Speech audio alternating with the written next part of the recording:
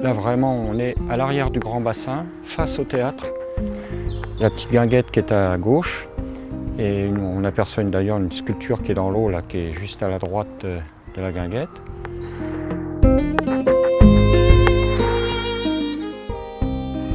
Voilà, c'est l'aspect vraiment, je trouve, convivial parce que les gens en sortant peuvent venir parler ensemble, se promener, enfin c'est vraiment quelque chose d'assez unique.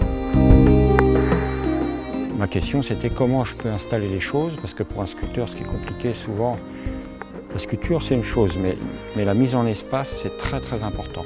Enfin, c'est aussi important que la sculpture elle-même, c'est un tout. En tout cas en ce qui me concerne, c'est peut-être pas vrai pour tous les sculpteurs, mais moi c'est vraiment très important. Et du coup, toutes les semaines je venais, et je dis ça parce que c'est très important avec les animaux. En réalité j'observais comment les animaux réagissaient au fur et à mesure de la disposition des pièces, quoi.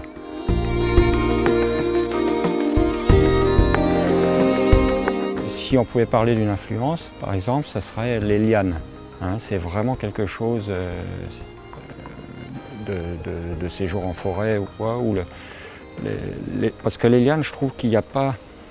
Ça circule, mais en même temps, ça construit quelque chose. C'est-à-dire vraiment un dessin qui correspondrait un petit peu à ce qu'on peut imaginer sur les parois d'une caverne. Oui, c'est vraiment un dessin dans l'espace. Hein, c'est quelque chose non pas qui serpente comme ça de manière souple, mais qui se casse, qui retourne, qui repart. Voilà. Je ne fais pas de la sculpture à message ou... c'est pas le propos. Quand je regarde les pièces une fois fabriquées, il y a vraiment quelque chose de l'ordre de l'écriture. La métamorphose, oui, cette façon de passer d'un état à un autre. Il y a une vingtaine d'années, j'avais déjà pas mal approfondi là-dessus, sur l'histoire d'une relation dans le tracé de ces lignes, qui s'apparente aussi bien au végétal, à l'animal, donc à l'animal évidemment, à l'être humain, hein, qui en fait partie, au relief géographique, hein, ça pourrait être le tracé de fleuves, de choses comme ça. Voilà, donc on retrouve plein de choses en une seule ligne qui se tient toute seule, qui tient sa place, qui est autonome en 3 dimensions.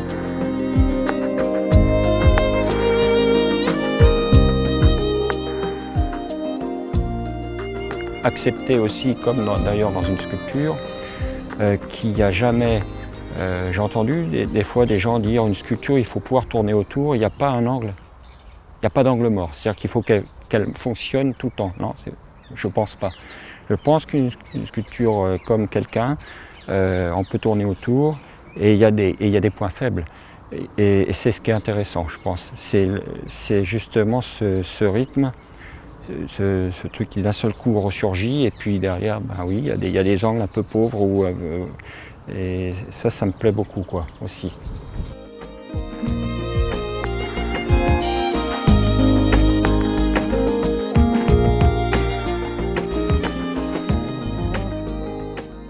Je ne suis pas un grand voyageur, mais c'est vrai, j'ai navigué dans pas mal d'endroits quand même, ne serait-ce que pour apprendre tous les systèmes, les façons de forger aussi différentes.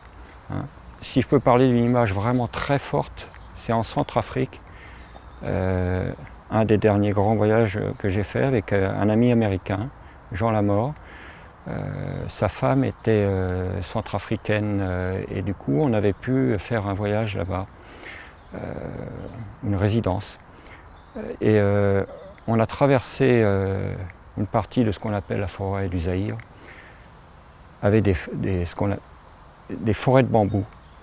Et ça c'est alors déjà dans des conditions qui étaient un peu risquées, on va dire ça comme ça. Une période qui l'était aussi, et en fait ces espèces de segments d'espace pas vierges, mais en tout cas où on sentait une densité des choses. Je le dis parce que en fait quand on est sorti à un moment donné du véhicule, on on pense comme ici, on se dit on est dans une forêt, et en réalité, en sortant, il y avait une puissance, une densité dans la nature qui se trouvait là, à la fois les animaux qu'on entendait mais qu'on ne voyait pas, la présence des végétaux qui était vraiment troublante, et en plus ne connaissant pas, c'était comme un mur, quoi.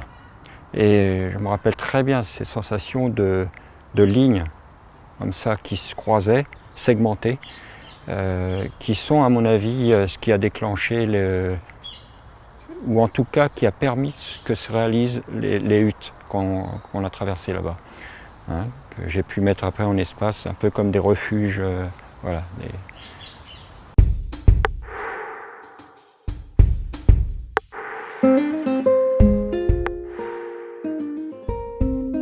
Ce sont des sculptures qui sont un petit peu en dehors des autres.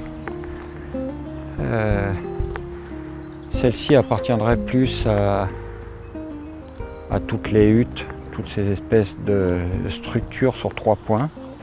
En tout cas, dans les huttes, il y a avec le temps qui s'est écoulé, je ferai un rapprochement. Il y a une période en 92-93 où j'ai fait des autoportraits qui étaient en fait j'ai appelé ça les autoportraits, mais qui étaient en fait des personnages armés en plâtre, avec la tête dans le torse, les bras le long du corps et comme une germination qui pousse, quoi. Hein, c'était au moment des Balkans où on a vu tous ces gens derrière des barbelés, plus jamais ça sur les affiches, enfin un truc terrible. Et j'avais cette sensation de rien pouvoir faire pour ces gens et de cette catastrophe qui était repartie comme un cycle. Et en fait, de ces autoportraits-là, a découlé une espèce de structure, comme je disais tout à l'heure, où vraiment en Afrique ça s'est formalisé visuellement, ça s'est épuré, c'est devenu ces espèces de lignes sur 3 points qui ont une stabilité en effet. Et dans ces autoportraits-là, on voyait bien la base très large avec des fibres qui en effet s'enracinaient au sol. Donc, oui, il y a certainement quelque chose de quelque chose qui est arrimé à la terre, qui surgit, qui à la fois est, je dirais, un peu comme un repère dans l'espace, à la fois qui pourrait servir de refuge. Il y a tout un... Voilà, c'est vraiment... voilà, ça veut dire beaucoup de choses. Il n'y a pas, par exemple, de nostalgie dans mon travail ou de choses comme ça. C'est comme la protection de l'environnement. Protection, le mot me dérange aussi. Je ne verrais pas ça comme ça. Je verrais respect, oui. Essayer de recomprendre les choses, de pouvoir les sentir physiquement. Hein, c'est vraiment, là en Afrique, c'est quelque chose que j'ai compris, mais c'était flagrant, quoi. C'est-à-dire cette manière déjà de marcher pieds nus, évidemment, donc de sentir non seulement les matériaux, mais en plus les températures, les textures, voilà, c'est les choses, les odeurs, enfin tout, il y a tout un truc qui est vraiment physique, quoi.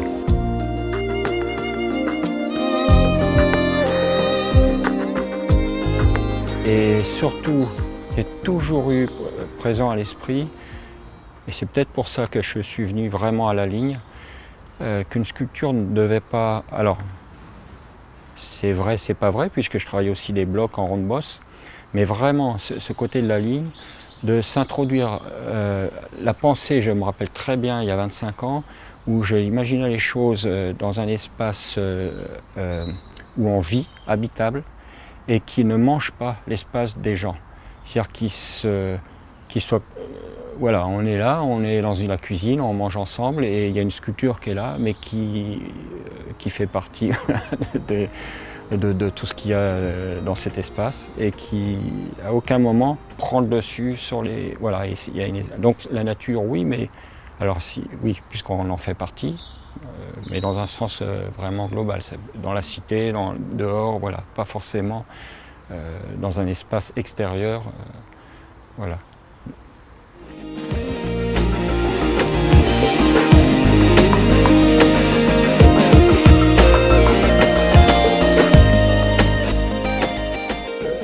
c'est toute la partie de fabrication des segments, hein, donc le forgeage des choses, la mise en forme, et ensuite ici, qui est l'endroit où j'assemble les choses, hein, où je monte, voilà. C'est donc là, pour ça qu'on voit tout un tas en fait de morceaux, hein, qui est vraiment le vocabulaire.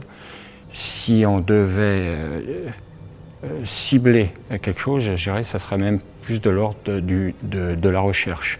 Hein, c'est vraiment essayer de trouver une forme qui fonctionne dans l'espace. Il y a un respect chez Artisan du travail bien fait, parce qu'il répond à une attente aussi.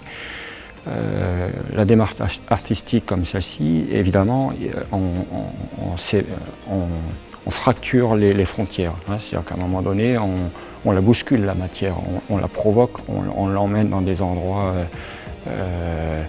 où justement les gens, à quoi ça ressemble, enfin, puis même, on verra bien que là, par exemple, même une pièce comme on a derrière, où moi j'aime beaucoup laisser les soudures apparentes, voilà, qui sont les liens entre les segments, qui sont comme des champignons qui apparaîtraient comme des lichens, hein, et on comprend l'histoire, le fonctionnement de la pièce, comment c'est, voilà, son histoire, quoi.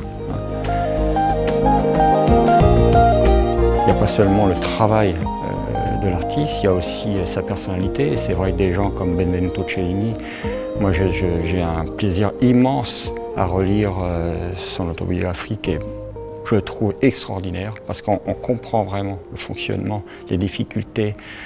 On a reproché beaucoup à cet homme avoir un ego surdimensionné et tout. Je trouve ça complètement faux. C'est quelqu'un, comme Auguste Rodin d'ailleurs, on est surpris de lire des choses et de s'apercevoir à quel point, certainement, il était évidemment encensé, et ça trouble n'importe qui, mais il y a vraiment des côtés très fragiles chez lui et un côté humble par rapport aux autres artistes qui est assez impressionnant. Eduardo Chillida, c'est quelqu'un qui me porte beaucoup. Richard Serra, pour être...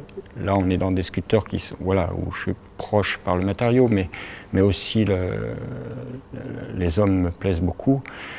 Et chez les peintres, bien sûr, des Monticelli, Eugène Leroy, enfin Joan Mitchell, je trouvais extraordinaire, quoi. Joan Mitchell, cette espèce comme ça de lignes qui fusent, de tâches qui viennent, c'est merveilleux, quoi. Alain Kirilli aussi, qui est quand même très important, je veux dire, dans les gens qui vivent encore. Qui est une pensée qui, à travers Carpo, David Smith, il a une pensée très classique, paradoxalement, par rapport à la manière dont il construit ses pièces. Son lien avec Louise Bourgeois, avec Étienne Martin, la manière dont il a été interrogé ces gens-là, comme il les met en avant. C'est pas le mot qui m'inspire, qui me soutiennent, quoi. Je veux dire, voilà, c'est ces gens sur lesquels je peux m'appuyer de temps en temps, voilà, et creuser.